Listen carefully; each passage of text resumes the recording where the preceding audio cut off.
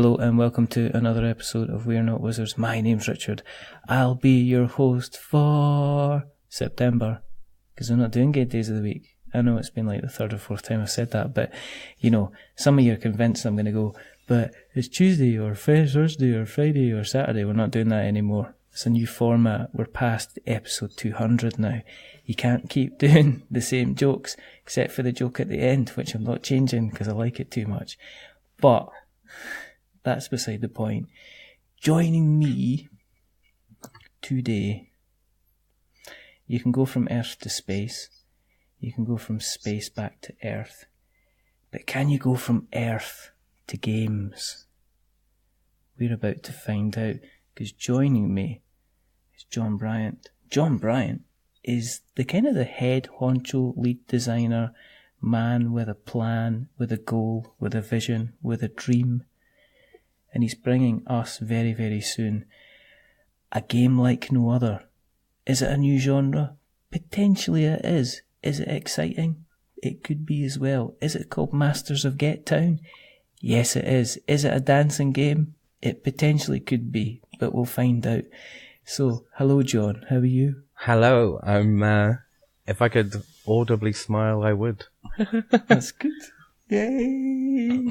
Because this has been, now we've just been talking back and forward. I mean, this hasn't been one of these things that we've been planning for ages. It was just like, I think we've been having a lot of conversations, and then it just went, do you want to just come on the show? And you were like, yes, let's sort out a date. And it just happened. It wasn't like one of these things that like took months, and then you cancelled, and then I cancelled, and then we had to reorganise, and then birthdays and Christmases came up, and it just got back. It just happened. It did. Which is glorious. One night the stars aligned, and the rest, as they say, is mystery. The reason that we do this, for people that haven't listened to us before, thank you for listening. The reason that we do this is because of you listening just now. Because we've done enough about us, we've done enough about me. It's all down to you wonderful people who are taking the time to listen to us today. We appreciate it. Thank you very, very much. And the second reason that we do this is because, as we said, Jon's got a game. Jon's game's about dice. Jon's game's about throwing dice. And there's perspex. My word. It's all coming together and sounds fantastic. But before we jump into Masters of Gettown, I always feel like, singing, get down, get down, get down. But anyway, we want to find out a little bit about, that could be a feature. I searched online, and there was a song called Masters of Gettown, and it was this really cool sort of like Brooklyn funk track. It was amazing. Are you considering, see, this is the thing, because then you have to buy licensing to get music. They seem like cool cats. I'm sure they'd be fine with it. I'll call them up. What could possibly happen? You want to be down with this game, man? It'd be cool. Yeah, but then what could happen is that your game could you end up like doing like, say, 6 or 7 digits on Kickstarter, and then they would be turning up and they'd have letters signed by lawyers, and then you would be having to pay out a lot of money. Do you want to tell us a little bit about how you got into the hobby, Jon, before we get sidetracked? Because I got a feeling, I don't know about you, but potentially could be a little bit of sidetracking going on in this episode. I'm getting the feeling in me, Walter. A few side quests here and there, yeah. A few dice rolls. Did you get a 6? So what we're going to do is we're going to look at the 1 of the past. We're going to look at the 2 5s of the present before we roll off into a double 6 of the future. So nice. And we've just rolled against the other ones, so we just knocked them over to turn them into a 2 and a 3, so they're now rubbish. Do you want to tell? And everyone's going, what is he talking about? They'll find out. You don't play dice like that. Yeah, you play dice where you knock them against each other. Do you want to tell us a little bit about how you got into the hobby? Yeah, sure. 7 years ago. No, I don't know. When I was a kid, started off with an Atari. Started with video games. That was the first sort of like playing games that I experienced, besides your whole like playground stuff. And I don't know. I was just hooked with the playability of things, the engagement, and then my mum, bless her, like started buying me loads of board games, and I had the original Escape from Atlantis. Have you played the remake or the original? Me too. I used to have the original with the plastic, the actual. I'm going to say be controversial, but I'm going to say I preferred the original over the remake. Yes, because they just weren't afraid to be like, you're making, your island is sinking. Here is the island, like. Here is the actual island, and it was moulded out of plastic, and the rocks were really big rocks, and the other pieces, the sand was a lovely sand colour, and the greenery was a lovely greenery colour. And do you remember you had red boats? Yeah, with proper sails. Oh, and the people were people. Yep. They were proper people. And then you had the octopus, and it was a little octopus, and its little arms actually looked like it was sticking out the water because you didn't have whales, you had octopuses or octopi. Yeah. And the dolphins were the only things that could possibly save you from sharks, sea serpents, all of the above. Like, it was crazy. Was it shark heads, or did they have shark fins? There was a shark fin, yeah. Yeah, I'm going to try and remember, did they have shark heads as well? I'm going to look up original Escape from Atlantis. Let's just kill. But yeah, did you also have Lost Valley of the Dinosaurs, John? I'm so glad you said that. Yes. Yes. Exactly the same thing. Like, Games Without Borders. It's literally like, here's a volcano made of plastic. You're actually placing the lava tokens. It was actually, I know, and it was actually that rubbish. The kind of the scenery was that rubbish plastic that if you didn't look after it, it ended up cracking in the corners. And I don't think I've ever seen an original Lost Valley of the Dinosaurs. Oh man, that didn't have that. Sadly, that corner kind of plastic kind of cracking. Yeah. All I've got left is a sandwich bag with the dinosaurs in it, and I'm like, oh god, where's the rest? Like, just. Where's it gone? Mouldy in a cupboard somewhere, sad, and alone. Almost wished that you could actually eat the lava sometimes. I must admit, as a younger lad, I tasted it. Well, you got to think though that like having games with that much theme and that much attention to detail back then, and comparing them to the video games of the time, where like you've got like, oh, Blockman, this Blockman is jumping, this Blockman is shooting. And like, oh, everyone bought the E.T. game. And it's like, here's E.T. His moves are head up, head down. That's it. Like, whoopee. It was actually just, it was just an actual disgrace. I mean, that was the thing. I mean, that was the thing when it was the Spectrum. Yeah, and I remember somebody telling me about, have you played Jet Set Willy? I was like, oh yes. Stay away. But then they went, no, you won't believe this game. You actually need to you explore a mansion. A mansion. And I was like, what? Yeah, you explore a mansion and you collect glasses. And then what happens? And then at the end, if you die, a really big foot comes down and squishes you, and you're just like, I need to see this game. Yeah. And then I saw that game. I've never been so disappointed. Oh man! In my life, I think with what it was built up in my head, I thought it would be an awful lot more colourful. There was another game at the time. Oh, colourful! I think it was like so vivid of all the rainbow colours. It was crazy. Dynamite Dan was better. Yeah. Dynamite Dan was better. I hate to tell you. And also Jet Set Willy, it was really difficult to complete. But Jet Set Willy 2 was brilliant because then it was Jet Set Willy in space. Oh god. Do you remember how you got to the spaceship? No. Do tell. And there was the room that was called I Must Perform a Quicker Fleeg. And you had to go up the rope. And then you got into the spaceship that way. It's just amazing. Welcome to Nostalgia Hour on We're Not Wizards, where me and John take you on a journey of what we used to do when we were very, very young. Yeah. There was a turning point for me. Like, I think a decision came in my head. Like, I'd got a Commodore 64, and I was like, "Oh, games on tape. This is great." But I got this book, and it was like, you can program an entire roleplay game. And I looked through the game, and I'm thinking, oh, this looks cool. These little block men touching these weapons and attacking things. But it was like, you just had to copy like 100 pages of code. And at that point, I was like, I'm more the look of it than the maths of it. And like, from that point on, it was just kind of like art all the way for me, I think. I think that, I kind of looked at that. I think I remember that my dad taking the time to like spend, I think it was like at that time it must have been about 3 or 4 days maybe. And you couldn't, this is the thing, you couldn't really save it. Yeah. At the time, you actually just needed to keep on going. So he must have spent a weekend kind of doing this thing and then going back and testing it and kind of making sure it all worked.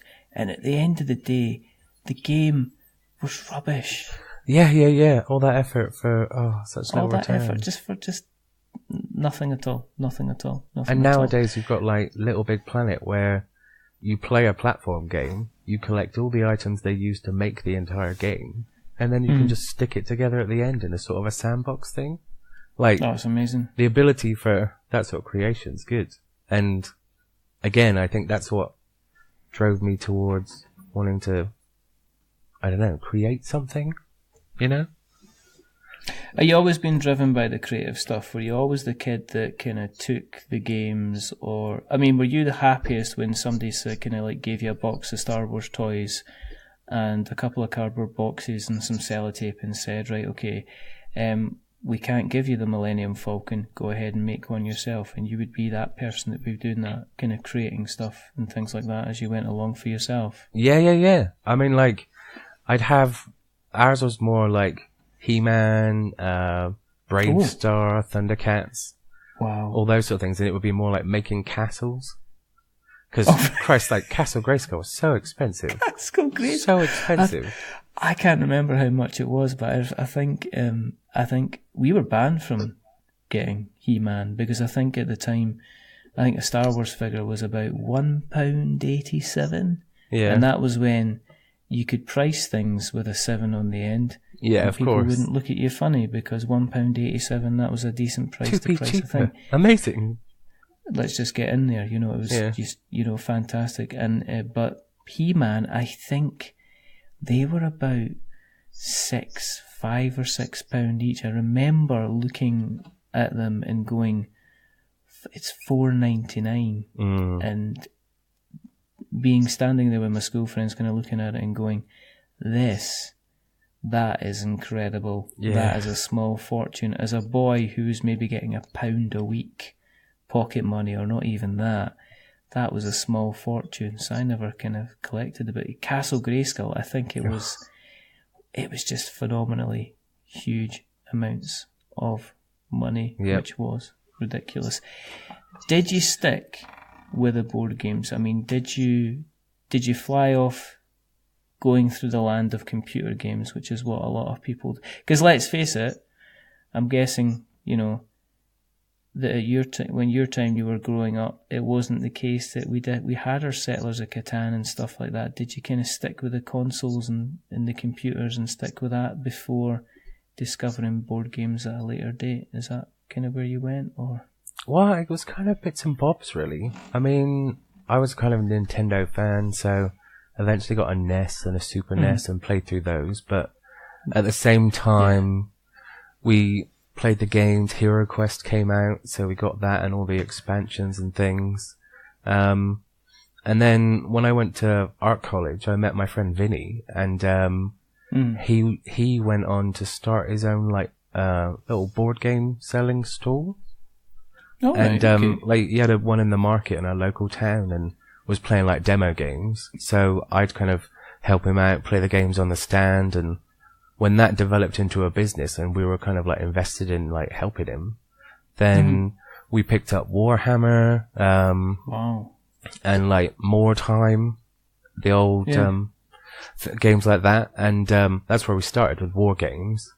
And then eventually I came back from uni after not really playing with the guys for like 4 years, and they were playing card games, and we started with Yu-Gi-Oh!, went on to Magic, and yeah, it was crazy. Did you have your own copy of HeroQuest? Oh god, yes. Do you still have your own copy of HeroQuest? My mum told me that she may have seen it in the storage, in our storage room actually, at her place. Really? That's very exciting. Did you have the expansions as well, or were you just a kind of a vanilla type person? No, I went all the way. I had like, the worst thing that happened, like my HeroQuest tragedy was, I was using some new paints, and they were like enamel-based paints, and I was like, oh god, like I've accidentally spilt some and filled in all the details with this paint. And I was like, okay, so what do you get? How do I clean the brushes? White Spirit. So I took one of the 4 wizards from the Wizard expansion and held it in this White Spirit and sort of wiggled it around. And oh god. The Norker one. Yeah, and when it came out, like, it was like the Toxic Crusader's face had melted, all the plastic. I was like, what have I done? Oh, it was so bad. So bad. It's just, that's the kind of I mean, for some people you'd be like, that's so what, it's a bit at the time. Yeah. And you didn't even know at the time that was going to be, because they weren't really, really well distributed. They kind of got a good run, and HeroQuest had a really, really good run. But as soon as they had finished with HeroQuest, and I think Games Workshop kind of used it as a doorway to say, right guys, you've had your HeroQuest fun. Let's move you on to Advanced HeroQuest. And then from Advanced HeroQuest, it was like, well, let's move you on to see if we can get you involved in the kind of the Warhammer kind of stuff as well. So it was almost like a gateway thing. I still see copies of those games going for stupid money, kind of on eBay. It's just such a fan, but it was so much fun. Incredibly hard, but also kind of incredibly fun.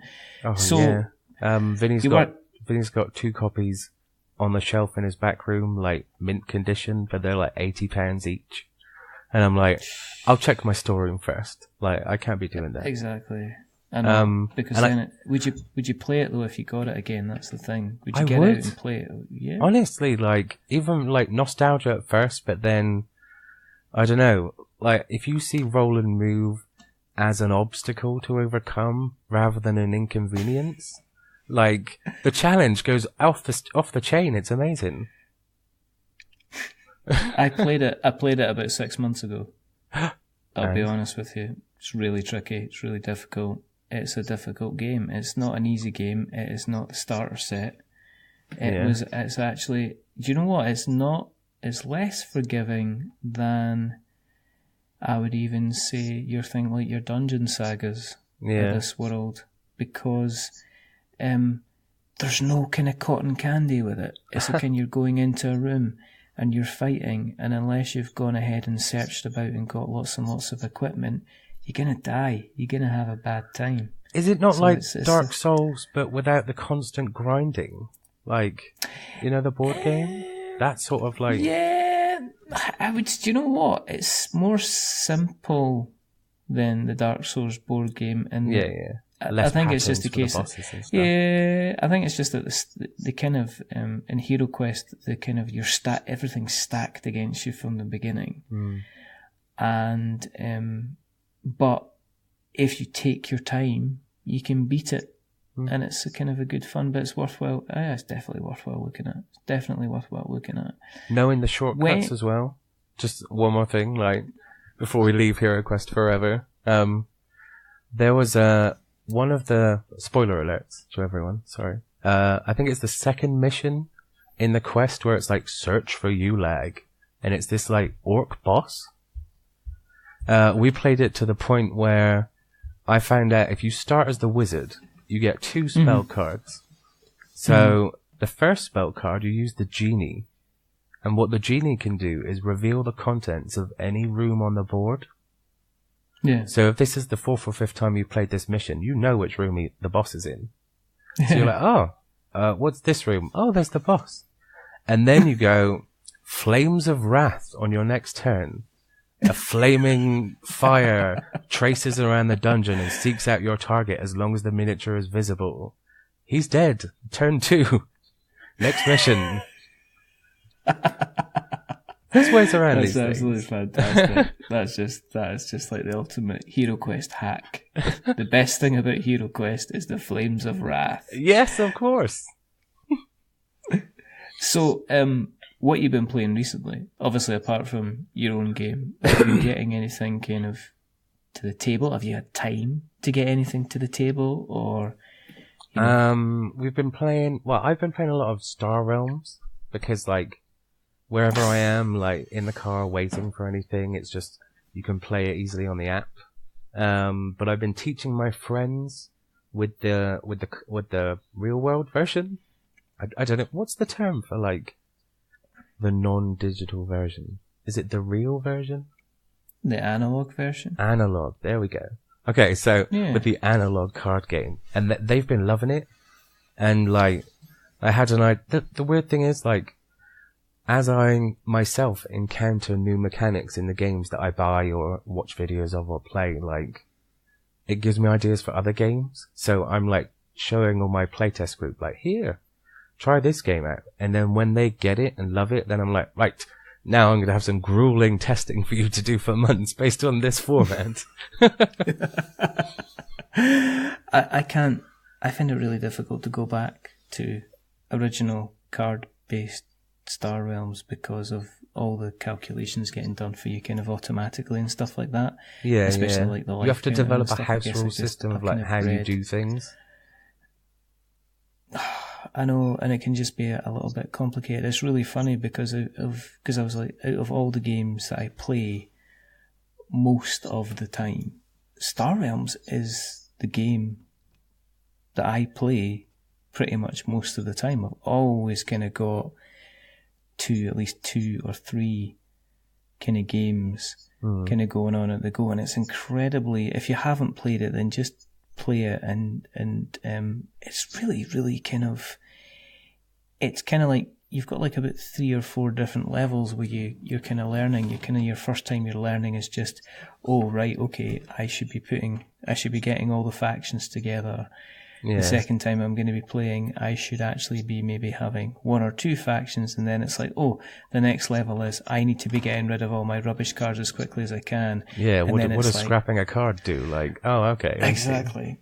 Yeah, exactly. And then you get down to the 4th level, which is like, well, I know which individual cards of each faction I should be having in my hand to kind of optimize my overall strategy. And it's like, I'm not near there, but I'm kind of getting there. I can kind of recognize, but it's still very random, but it's also incredibly kind of good fun. But the analog version stays on the shelf, and even if I'm playing like, I'll play the pass around kind of version of the app so that I can play other people and just kind of pass it around. Have you looked at the other versions of the Realms games, like Hero Realms or anything like that? Or have you stuck solely with kind of Star Realms just now? Well, I was thinking of like picking up a copy of that for my my D&D sort of. It's a DMing couple. All right, so I was thinking of getting the more fantasy based one and giving it to them. I wouldn't mention any names, but by now they already know who they are and what they're getting for Christmas.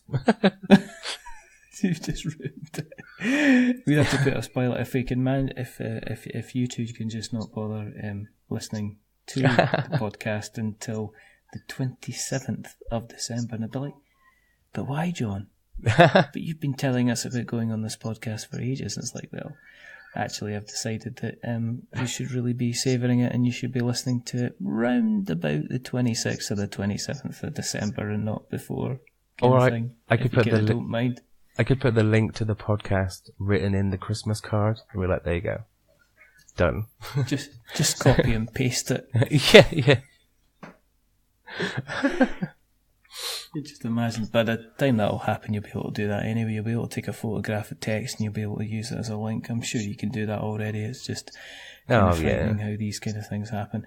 What about other games? Is there any other games that you're kind of playing? At the moment, my kids are really into these. We do a lot of like car booting.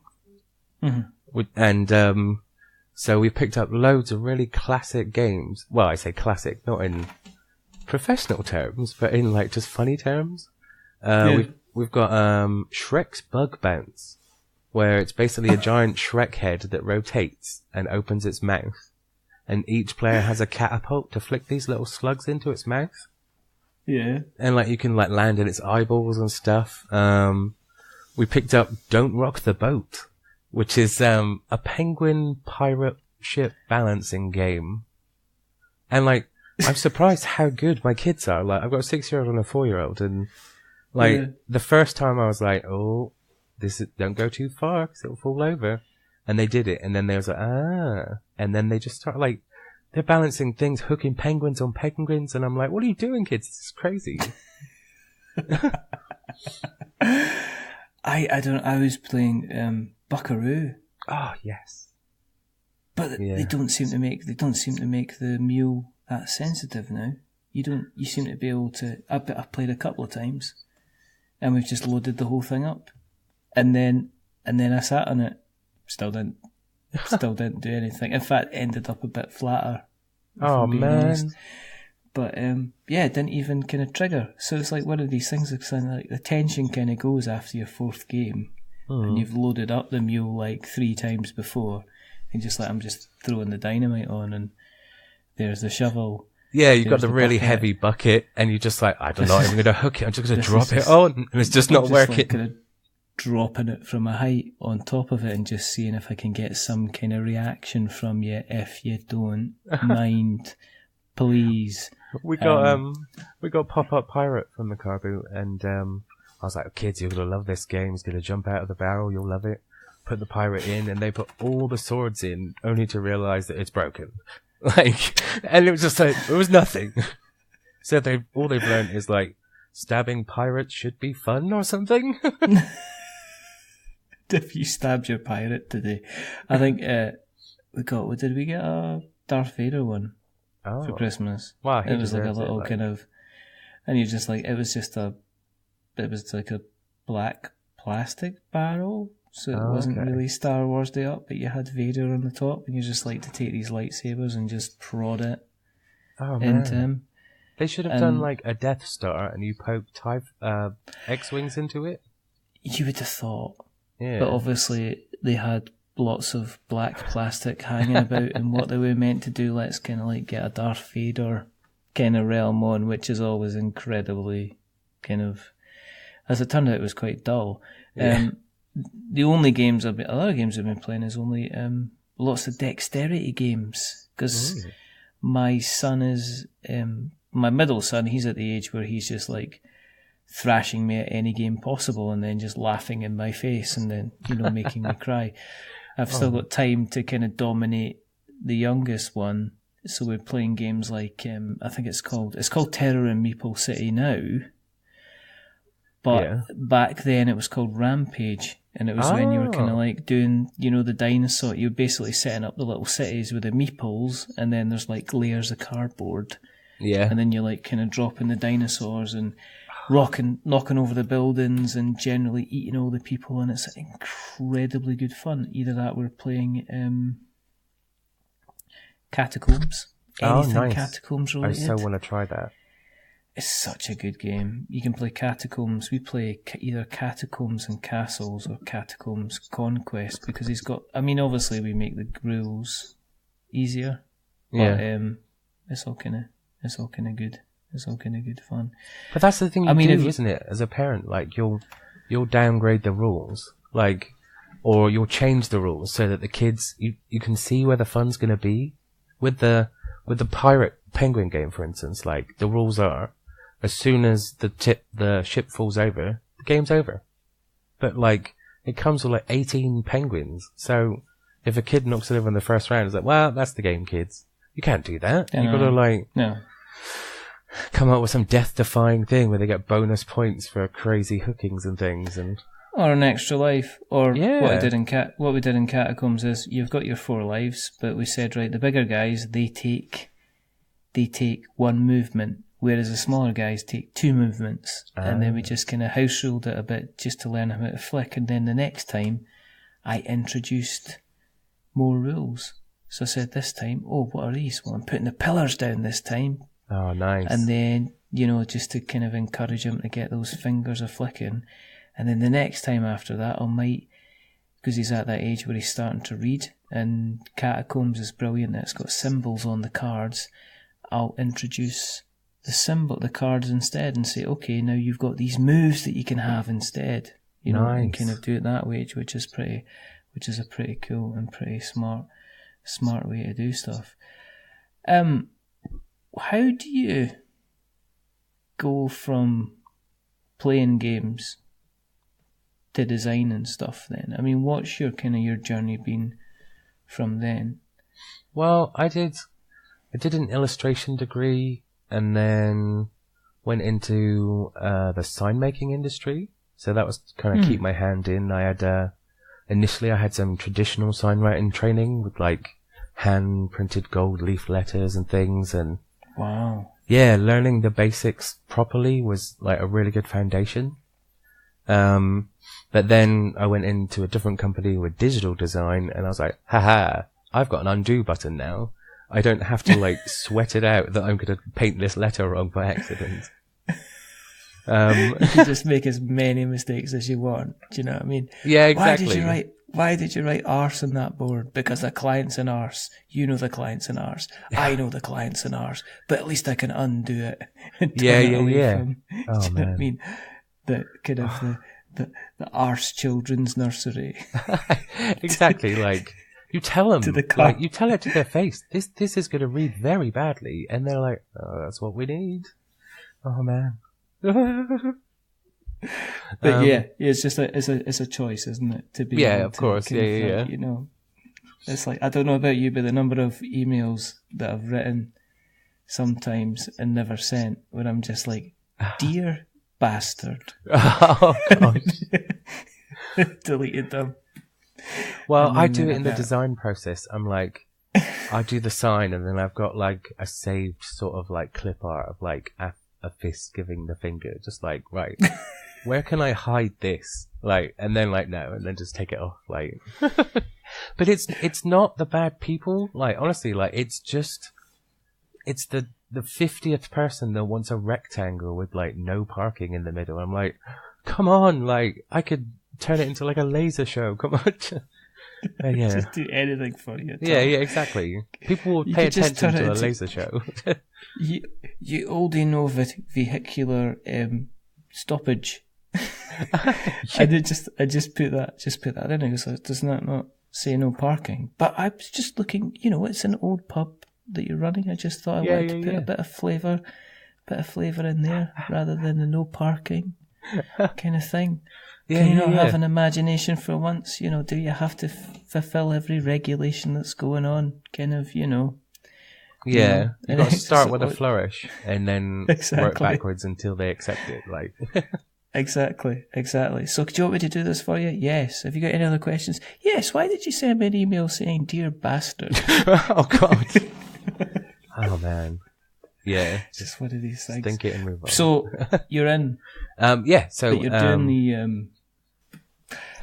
So I did the signage. And that was, I kind of had this tragic story where like I'd get these dream jobs, and then you could animate for us all these like crazy presentations using Flash. And I was like, I'll take that job.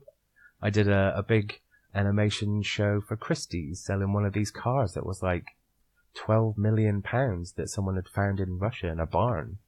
And but then the boss is like, "I'm sorry, we're outsourcing to India. Like, we're a database company, and they've got the backing for that." And I was like, "Oh man, what a dream job gone." So in the end, I just had to start my own little sort of sign writing business. Electric Cupcake Design. Check that out. That's just. Are they electric? Do you make cupcakes? I mean, can you make cupcakes? It started off as... Can you bake? I can bake. Well, my partner can bake, and I can decorate. We do a lot of cakes for people, actually. But Well, we do. It's weird. Like I started off as cupcake design because I thought it was I'm just going to take it like any kind of name at all because I can't find any other things. And what's in at the moment? Well, cupcakes are in at the moment. Well, let's just call ourselves the Electric Cupcake Design Company. You've got it. Like that's exactly it. Make cupcakes. It was when England was transitioning from buns to cupcakes, and I was like, everyone knows that word, and it's new, it's hip. Come on! And then I started with cupcake design, and my logo was a cupcake, and I was like, people might get the wrong idea. And after the third request for baking, and I was like, okay. So I added electric and made it a light bulb with a cupcake filament, and then they were like, oh, we kind of get it now. Good. Yes. Here's, just as a quick aside, I've done just the because I'm reminded branding. of this. Leave me be. Do you remember Gangnam Style? Oh, yeah. My kids love dancing to that song. Like, yeah, well, there was a guy at my, there's a guy I know, and he was young, he was impressionable, he was a lot of fun. Yeah. However, one day he decides to go out and get a Gangnam Style tattoo done. So right. It's the actual guy from Gangnam Style. Oh, Psy. In a semi-dance, yeah. Oh, God. From in a kind of a dancing pose, a cartoony type of guy. He's got that tattooed on him. Oh, now, man. Gangnam Style. I mean, if it did 6 months, you'd be lucky. Yeah. Really. You would have got more time for shoplifting, to be perfectly honest. But he's now got that kind of constant reminder on him. So, in 30 years' time, no matter what he's going to do, right, if he goes off to the beach or whatever, if he gets into a conversation and somebody says, oh, I like your tattoos, he's going to have to give an entire story, potentially showing the YouTube video, potentially going through all this explanation as to why he has a Gangnam Style tattoo on his chest. Well, kids, there was once this man that did a funny dance. And he followed it up with a rubbish song that never went anywhere. He had that difficult second album type, except it was difficult. Second album? Oh my God. Second single. Okay, that's better kind now. of thing going on, do you know? So, the Electric Cupcake design company. So, I was working for myself, doing signs for people and like trying to help. The funny thing was, like, I was trying to help out startup businesses as much as I could. Like, loads of friends started things, and then I got into like World of Warcraft for a bit, and then the kids came along and I got out of that. But then I kind of revisited it with there was a card game, World of Warcraft card game, with all the little scratching codes for your secret things in the game. And then that evolved into like Hearthstone. And then that was where I met my friend Dan, who's the co-developer on Masters of Gettown. We were just playing one day and had just an epic battle. And I was like, add friend. And he was like, add friend. And then we just started chatting like, whoa, good game, man. And then from there we became good friends, played a lot, chatted about our lives. He was from Hungary and currently living in Ireland. And I was like, just enthralled by the travel and like his Hungarian accent. And like, this guy's cool. Like, and then he told me about this old roleplay game that he'd made up set in Gettown. And it was like a sci-fi shooting game. It was like D&D rules, but with like D100s for like high accuracy and loads of weapons and things. I was like, wow, that sounds cool, man. Like, I tried to play, you ever play GURPS? I think it was called. It was like a role-play system that was a sci-fi one. Tried playing that once, and I was like, the sci-fi, I don't know, you just see it in movies, but having it as a game, as a role-play thing, you have to invent so much more for yourself in your head. Because with fantasy, you've seen so many films, whereas sci-fi is very kind of location-specific. You're on a desert planet, so you've got to think totally differently to if you're like in a bustling sort of Blade Runner style dark, oppressive city or Fifth Element place with flying cars. Like, so I was enthralled, and then one day he's like, "I'm dabbling with an idea for a game in like a real board game," and it was based on, like, the Dead Man's Dice in it's based on that, but it was the sort of what would they play in Gettown. And so he sent me a link to this YouTube video, and I watched it, and it was looked like an octagon made out of a cornflake box, but these dice were going in and hitting, and like, it was like, I don't know, it seemed like some sort of street gambling game, because there was these like 3 or 4 Hungarians, I didn't understand the language, and they were like, throwing dice, and they were hitting each other. I was like, wow, what's this? And then slowly he explains like what the dice mean and what people are doing, and I'm like, oh my god, that's a real good start for something amazing, I think. Yeah. So how long was it before, I mean, did you then kind of assemble the ideas? Did you sit down and think about it? Did you go straight to kind of like, I've got to get something made? Are you the type of person that was like, well, if I'm going to have an idea, let me get something tangible kind of in my hands and kind of get ready to go? Yeah, definitely. Like, I like being in the sign trade. I knew of I didn't even research it. I just knew that the sign boards that we use are kind of foam core boards, and there were like other elements. I knew a guy with a laser cutting acrylic place, so we started off with an idea that, why don't you just take the lid off the box and then put the base in the lid and play in that? And so I tested that. I put like a shoebox, just started with that, throwing dice in, and if you throwed with any sort of power, it's like a pinball game. Like, you hit it too hard, the whole thing, all the dice flip over. So the integrity of the board state is lost. So from there I was like, okay, so I switched to the foam board, which it sort of glitched out less, but then from that first dice throw, you've dented the board, and then a lot of the times when you're playing, dice will spin around on their corner a lot and like give you a moving target. But I didn't want to think that the first throw of the game meant that second throw would be wonky. You know what I mean? Yeah. So I prototyped until I got to acrylic, and then I found a material that you could throw as hard as you want at it and it wouldn't be damaged. And at the right thickness, with the right sort of arena setup and the weight of the walls, like interlocking with it, like it holds it down to the point where you can throw pretty damn hard now and nothing's going to happen to the rest of it, which is what we were hoping for. It took like 2 and a bit years to perfect. And this was like, do a stage, test it a lot. Do a stage, test it a lot. It wasn't like upgrade every day.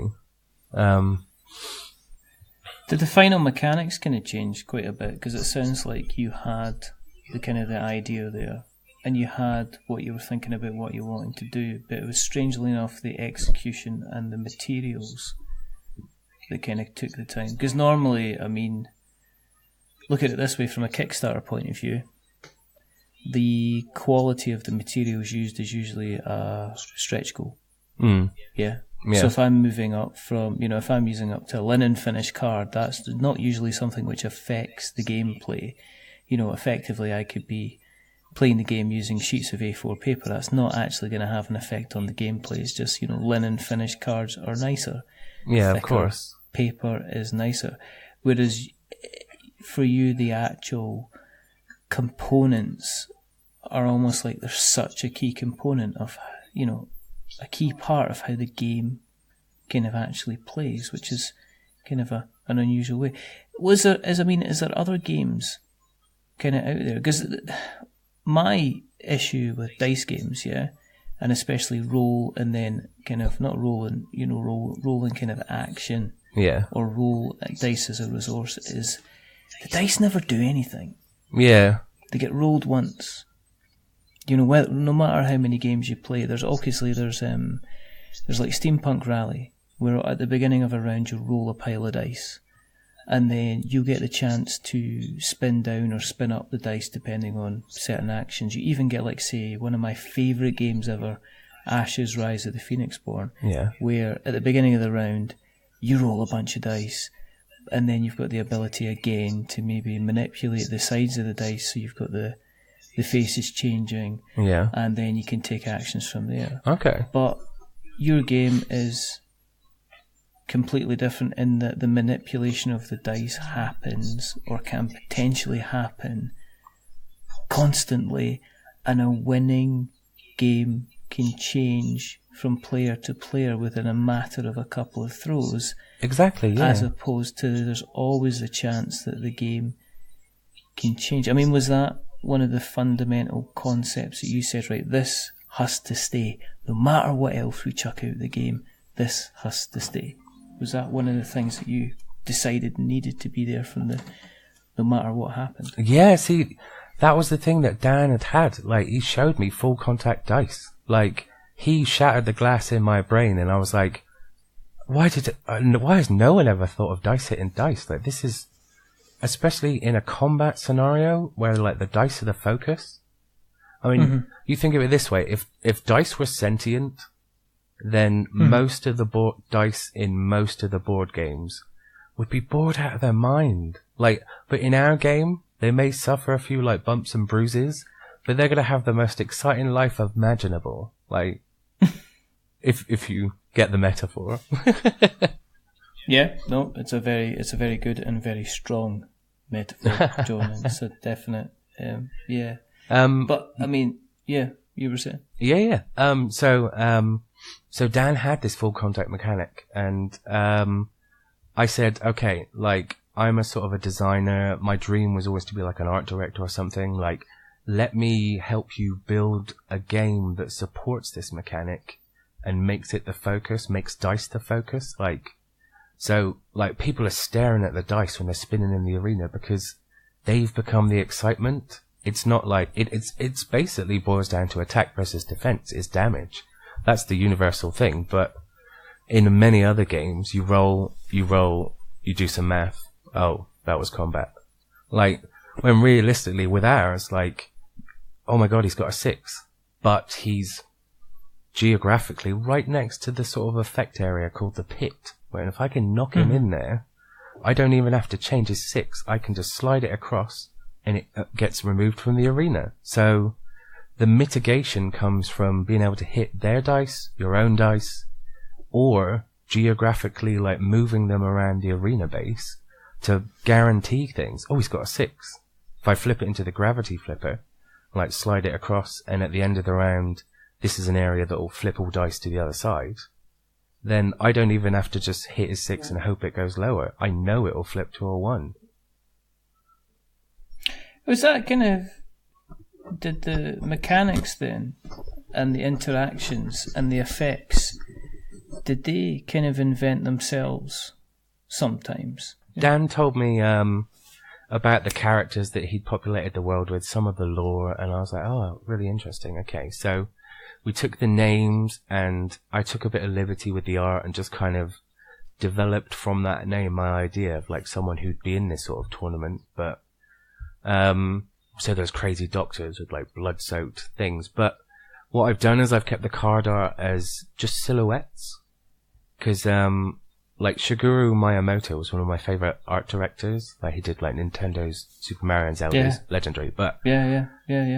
The way that he did The Legend of Zelda by never giving Link a voice, you're the one that reads what Link says, so that, and chooses what he says, so that you are Link, you embody him. So as much as my, like, approach of card art is a silhouette of someone with some elements of their character or a weapon or something, like, it invites people to step into that role rather than showing them who they have to be. If you... No, I mean, that makes a lot of sense. You're allowed to...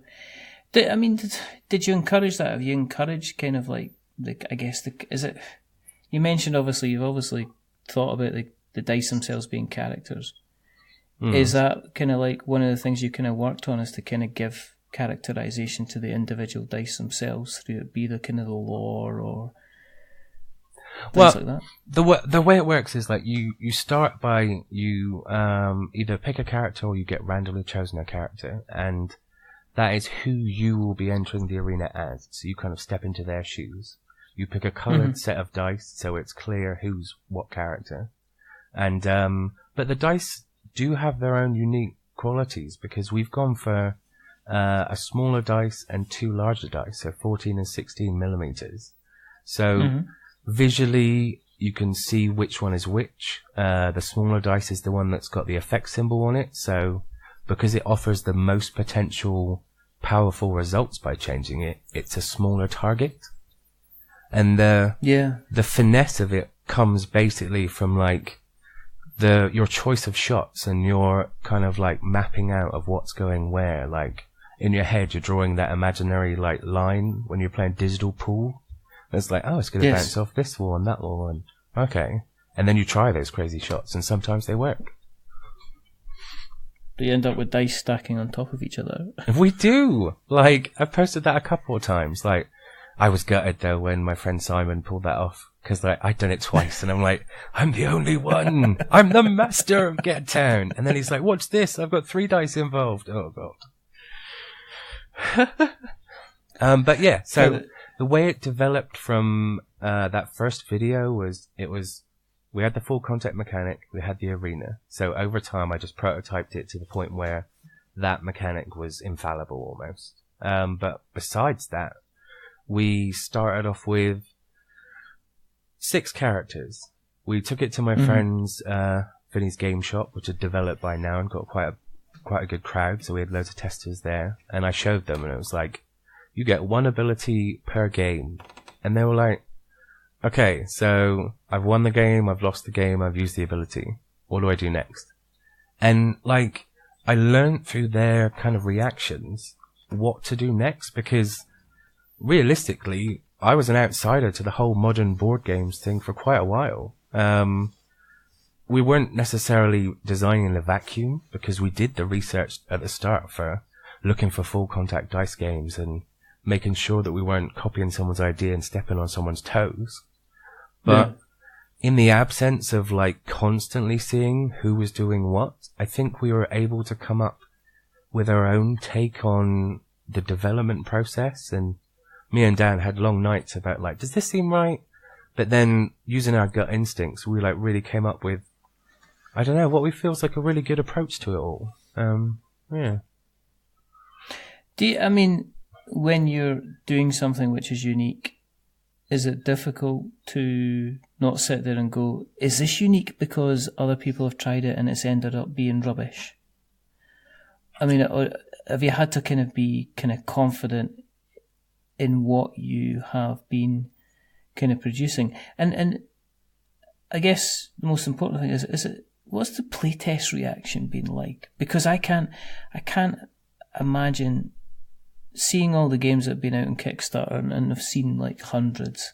This is the first time I've seen a game like yours, honestly, that's involved kind of full contact kind of dice. Yeah. So was the playtesting a bit of it was a strange way to kind of approach things? Well, that's the thing. Like,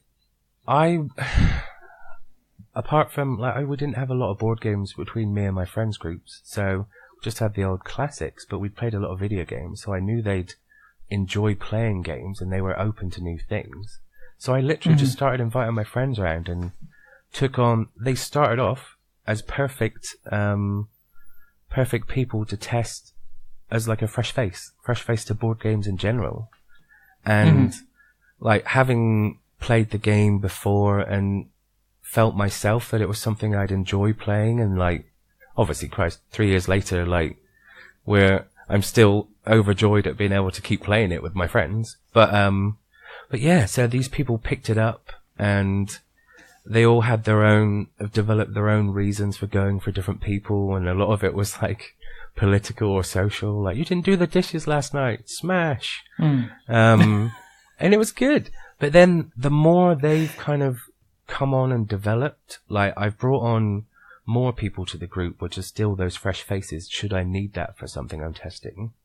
But these people have developed with me and the game, so now they're able to offer really good constructive suggestions for like a weapon mechanic or some sort of interaction or a way to solve something that me and Dan are puzzling over. And they've become a really good team. I mean, like, one day I might even pay them. One day. Was it, did you always have the idea to do kind of like Kickstarter? I mean, was that always going to be the end goal, or was it kind of like, well, we can put kind of stuff together and see if it's just something that we enjoy? At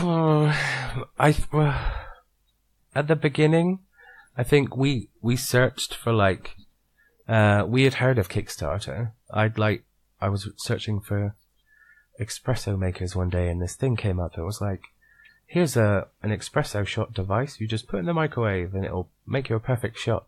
And I was like, I could take that on holiday. That'd be amazing. So I went to the site and I was like, Kickstarter, we're where all the new inventions come out and you can pay for them in advance.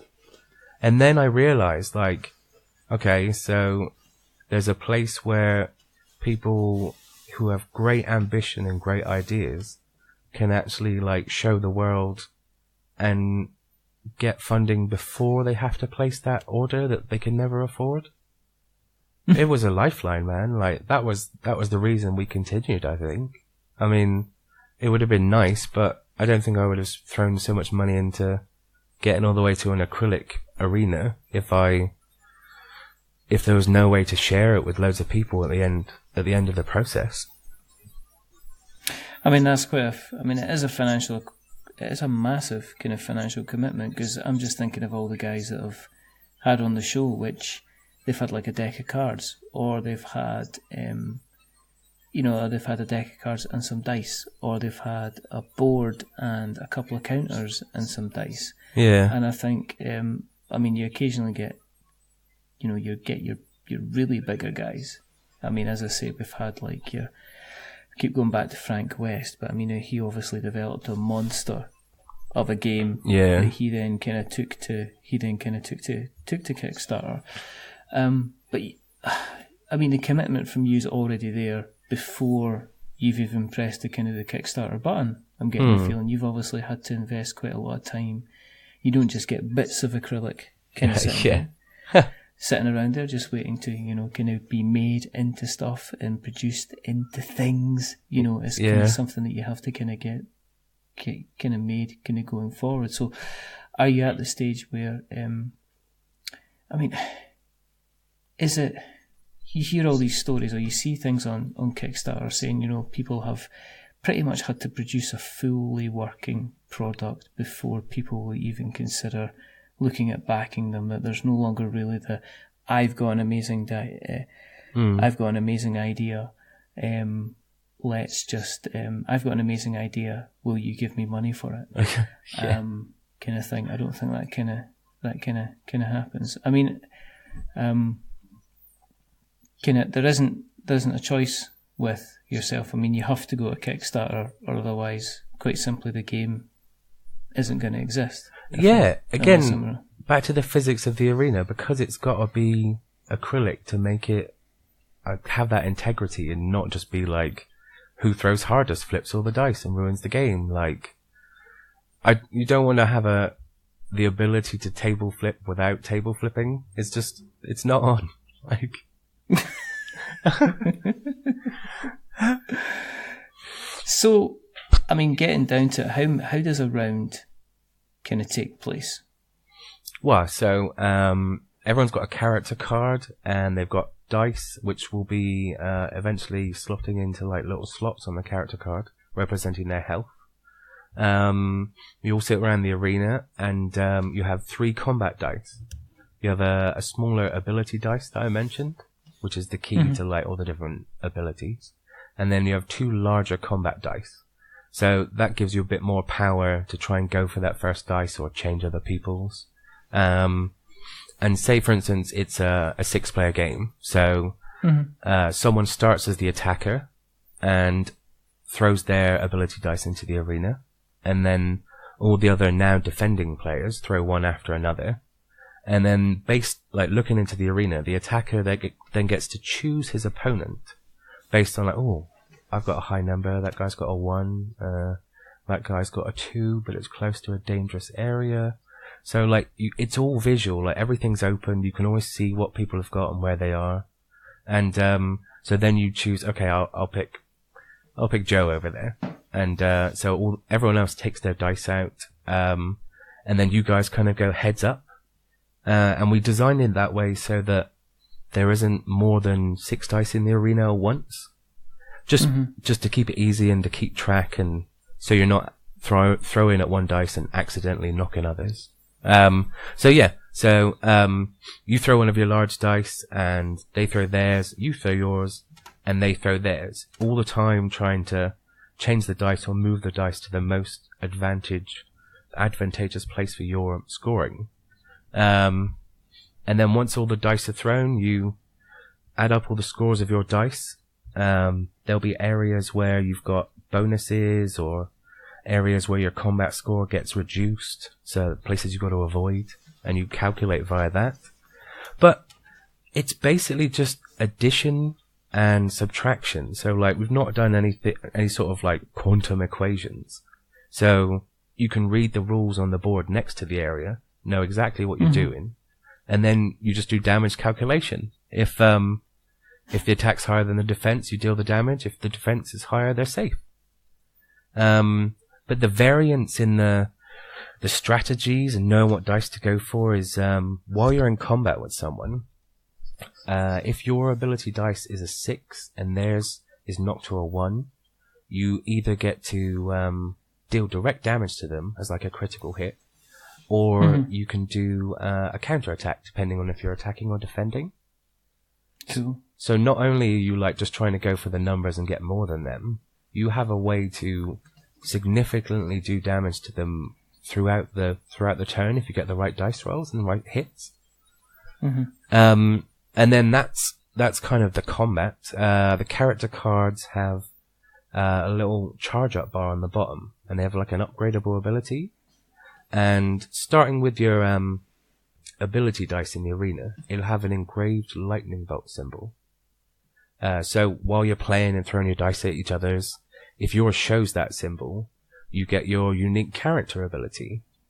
So it could be one of the assassins deals 3 damage to the player or players with the highest health.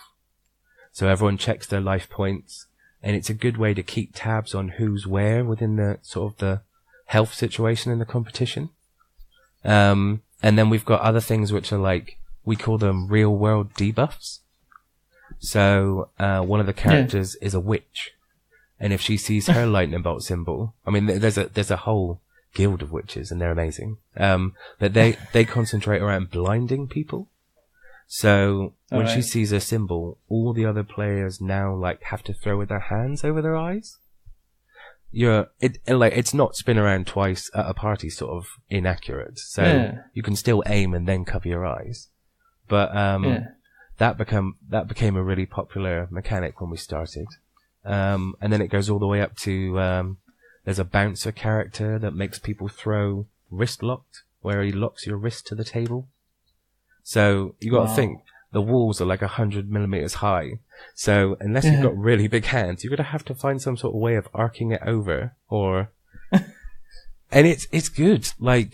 It literally, the difficulty comes from the making it harder to do those crazy shots. And we've got the playtest favorite at the moment is the sniper.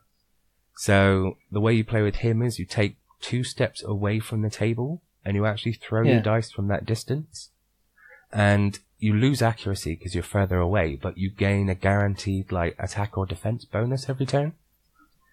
So you got people doing all sorts of things. And then I'll play the bouncer. So, you're sniping, are you? Well, you're wrist locked, so you can't take a step away from the table. Oh god, they hate that. That sounds like it's also going to be easy to kind of create kind of expansions for, and different character sets and kind of move sets and things like that kind of going forward. Yeah. that was one of the things that we always thought about. Like, we had a vision of the future, because when we started coming up with characters, we had, I don't know, maybe 100 different ideas, and we were like, you can't have that many in a game. So we're like, okay, we'll have expansions. But as we've kind of gone on and done our research about, like, what designers should do when making a game, and then followed those sort of steps, then we've realized that the expansions don't even have to be the same game. I mean, obviously the full contact dice will always be a part of this series, but our plan for the first expansion is going to be a legacy co-op all combat RPG. What do you think about that? Yeah. Basically, because the story behind it is whoever wins the tournament of and becomes the Master of Gettown gets to rules the city for 1 year. And when you're in that position of power and you've got all those resources, the expansion then shows the journey of how you pick a team of people and you go out into the wastelands across this planet and you discover all these creatures and you look for, like, past masters of the arena to try and defeat them and, like, learn more skills, or you find these legendary weapons so that next year you can win again and you can sustain this lifestyle by doing all these things. And that will be like, I've fallen in love with acrylic. So I've got so many ideas for, like, an acrylic map with, like, hexagons cut out, and you reach into a bag and you pull out these different hexagons. Oh, this is a mini boss, or this is the sand level, and you slot it in. You make a journey to where that boss is. Just like it's like the maps in Zelda. There's the boss. Yeah. You know where he is. How are you going to get there? And there's the Link. Exactly. Yeah. And, like, my son's called Link as well. Like, it's destiny. There you go. Have you thought about a price for the Kickstarter? You must have, obviously, because it's fastly approaching. But I mean, this sounds a lot of fun. It also sounds, with the acrylic involved, that it could be kind of expensive to actually mass produce this. So I mean, what are you looking at if you were, when you're launching the Kickstarter? What's going to be the, I guess, not the get down price, but the get in price? Well, we used the the whole, you take your manufacturing costs and you times it by 5 and that's your retail cost, and then we kind of ripped up that piece of paper and we were like, okay, so how much less can we sell it on Kickstarter for? And we're hoping to do it for £60, no more than that, for the game itself. And, like, along with the acrylic arena, we've kind of taken some steps towards, like, better quality already. I mean, we were thinking of having flat cardboard characters as just cut out card as the base product, and then I'm not a fan of, like, you put your little 8mm cubes in a certain place and the dice bounced out and it's knocked them across the floor. So, like, for the infinitesimal increase in price that we found from our supplier to go to punch card with holes in place to stop that happening, we were like, the game, it's just so much more enjoyable not having to worry about those little things right from the bat. You know? And when's the launch date? When are we going to be seeing this out there, John? Well, our plan is the 3rd week in October. So, Yep. We've got 5 copies out and they're going to previewers now, and we'll be receiving those in, and as soon as we get the last one we need in, like, we'll be going full steam. Gonna email out to all of our wonderful people on the email list and do the usual things. But what I must say is, like, our research while we were developing the game, I personally didn't look at other games for inspiration as much as I looked at the advice that previewers and reviewers were, like, offering in terms of what they'd seen and what they'd like. So we've kind of, like, reverse engineered the process from people's expectations and tried to keep those in mind. So we may have like overdeveloped it for Kickstarter, you know what I mean? Like it's just But then if it makes it better for the player and makes it more enjoyable and gives them less to worry about, then we'll be happy. It'll be a win-win. Yeah. An absolute win-win. I wish you the best of luck with the campaign. Thank you, sir. Because as I say, we've been kind of talking back and forward, and it's been an awful lot of good fun getting to know more about yourself. And I hope people listening listen past my nonsense about 1980s board game nostalgia and actually focusing on looking up the game when it comes to Kickstarter. If people have listened along tonight and they want to find you on the interweb nets, where can we find you on the interweb nets? Well, we've got the website, which is earthtogames.co.uk. We've got a Facebook page with a little community that Dan runs. Because when we hit social media, it was like, we need to be in a million places at once. So I was like, you do Facebook, I'll do Twitter. I'm sure they'll be nice. And at Twitter, we've got at earthtogames, so earth_2to_games. And that's where I'll be posting all the pictures and things, and I'll be getting back on Instagram before the launch. And that's it. Like, Google us, look for pictures. We've got a hashtag of Full Contact Dice on Twitter to check out. That's pretty cool. Of course, we will make sure that we put all the links in the show notes so that we have notes to show. If you want to keep an eye on what we're up to, go to...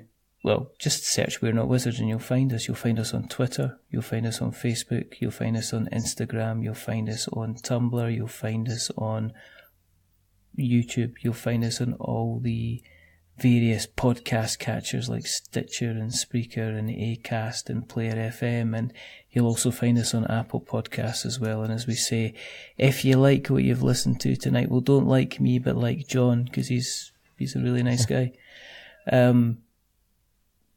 Go into Apple Podcasts and consider giving us a subscription. If you like us even more than that, then give us a rating or a review. If you are going to give us a rating or a review, don't give us 10 stars, because it makes us big-headed, and, I'm already pretty big-headed. But don't give us 1, because it makes us cry. And I cry like Dawson in Dawson's Creek, when Dawson cried in Dawson's Creek. Give us something in the middle. Like a 5, because it's average, and we are decidedly average. I gave him a 5. He was worth a 5, I suppose. But the person who's not been average tonight is the rather wonderful, the rather magnificent, the rather fantastic Mr. Jon Bryant from Earth to Games. Thank you again, sir, for coming on. Thank you very much. Best of luck with the game when it goes to Kickstarter. And there's only 2 more things to do. The first thing is to remember that we are many things, but we're not wizards. Are we wizards, John? Not particularly, no. Not particularly will do. And the second thing is to say goodbye. So it's a goodbye from John. Say goodbye, John. Goodbye, John. Jeez. And the second thing is a goodbye from me. Remember, stay safe. Roll6s.com. And don't just get down. Get down to get down, so you can get down. When you get down, you get some dice down, so you don't get down, but you get up when you get down. And anyway, get up. You'll get your down, and then you'll be the crown of Get Town. But until the next time, goodbye. Goodbye.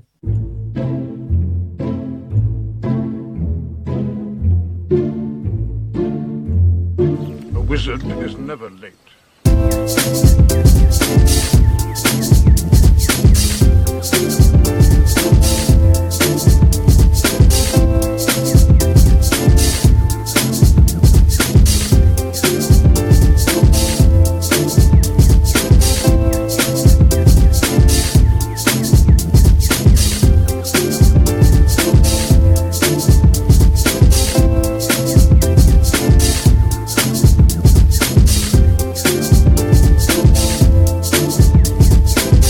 Nor is he early. He arrives precisely when he means to.